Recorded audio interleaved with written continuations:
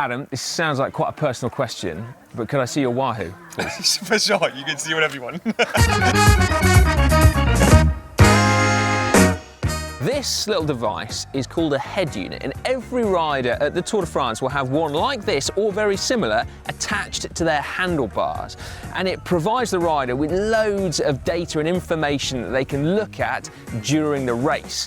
Right now, we're going to find out what two of the best riders in the race, Adam Yates and Pedersen, choose to look at when they're racing. What data do they use and how does it help them?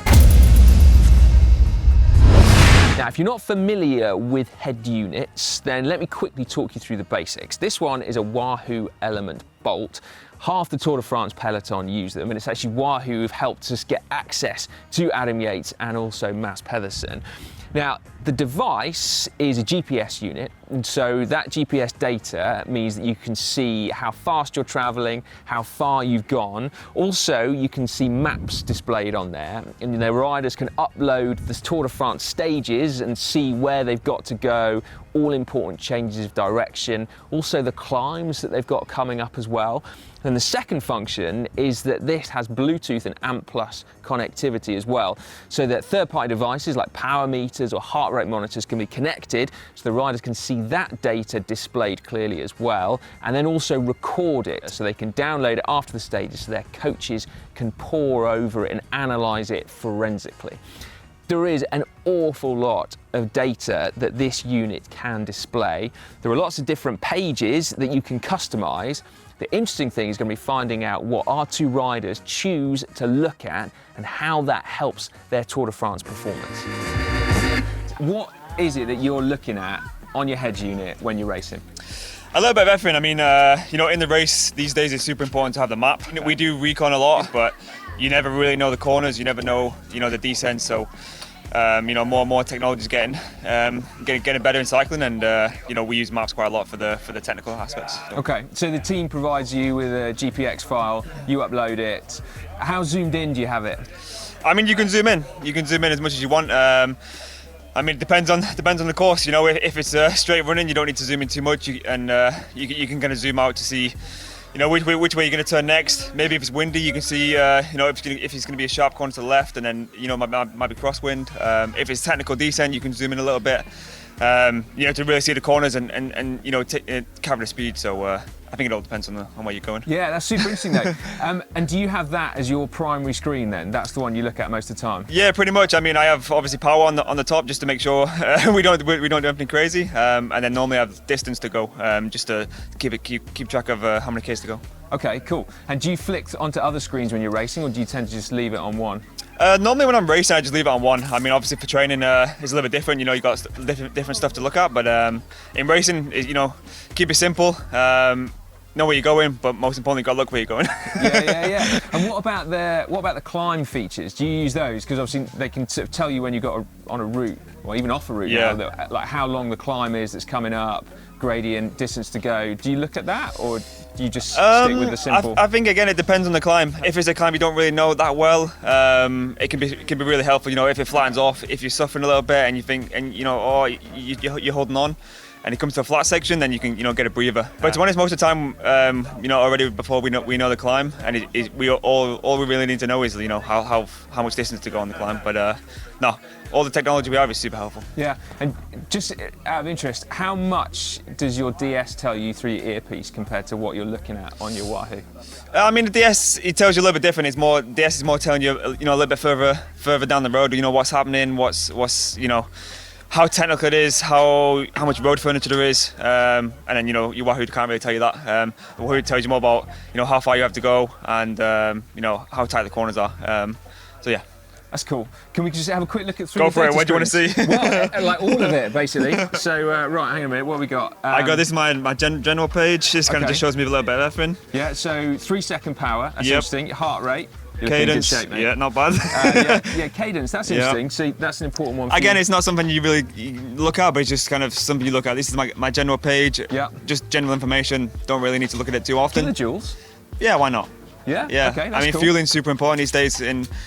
especially this day and age, you know, you've got to eat a lot of food on the bike, so it's super important to keep track of it. Yeah, okay. Then we've got your map page. Super important. When I put the course of the race on, it comes up here, it says how many Ks to go. Nice. And then 5-second power on this one. Yeah, just because, I mean, 3 second, 5 seconds kind of same, but it kind of just averages the power out, smooths out a little bit. That's cool. And then elevation. This is more for when I'm training. Yeah. You see the elevation if you're doing an effort at altitude. I live in Andorra, where it's a lot of climbing, a lot of altitude, and you can sort of gauge your effort a little bit better with the altitude. Nice. Yeah. Oh, that's super interesting. That's cool. And then this is again elevation, but different page. Yeah. But with the graph. This is after an effort. This is the training one. You know, when you click lap, you do an effort. You need to see after if it was good or bad, and then this shows me everything. Yeah, amazing. That's a lot of data. A lot of data. And then temperature. Again, just see how hot it is. Make sure you're drinking enough. Yeah. Amazing. Back to the beginning. That's super cool. There's a lot of interesting stuff on there. Thanks, Adam, very much. No worries. What about a sprinter then? Well, I've got hold of the Wahoo Element Rome of Danish sprint superstar Mads Pedersen, so winner of a stage in all 3 Grand Tours and a former world champion. So, he has got on the main screen ride time up front. He's also got watts, his heart rate, interestingly, his cadence, his speed, kilometers ridden, and also the time as well. Then on the next page, he's got his map. That's still got watts and his average watts for the lap and the lap times. And presumably he presses go when he rolls over the start line. Cadence as well, so a lot of data going on.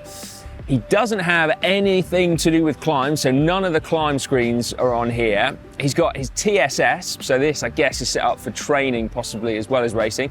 Normalized power, intensity factor, average watts, average heart rate, average cadence, and average speed as well. So he seems like a bit of a data fiend, if you ask me. Then we've got calories on the next page, max power, max heart rate, max speed, battery, got meters climbed, and also the temperature as well. Then we've got another data screen as well, so that's lap watts, heart rate, the heart rate for the average for the lap, all of that stuff. And then the final screen is the data for the previous lap as well. So as I said, this seems like it's set up for training specifically. So if you're doing intervals and you've got really specific structured sessions, then this is the ideal setup, so you can keep a really close eye on what you're doing, making sure you're doing your training to the absolute pinpoint accuracy. Now, what is interesting is the fact that Mads has gone for the larger Element Rome here as opposed to the smaller Element Bolt. It might be something to do with the fact that he's got such an enormous cockpit on this bike that the head unit is going to be miles away from his saddle. No, it's probably not that, is it? But maybe. Well, after that, if I'm honest, I'm going to make some changes to my own data fields on my Wahoo. Let me know in the comment section if anything that you've seen has surprised you, whether it was what you expected, and indeed whether you're going to be changing stuff as well. Big thanks, of course, to Adam Yates and to Mads Pedersen. I'm not going to make that rubbish joke again, so don't worry. And thank you, of course, to Wahoo as well for getting us access to the riders and to the teams as well. Super duper cool. If you've enjoyed this video, please give it a big thumbs up and make sure you subscribe to GCN. We've also got loads of content from the Tour de France for you, a lot of it over on GCN Tech as well. So make sure you check out over there as well.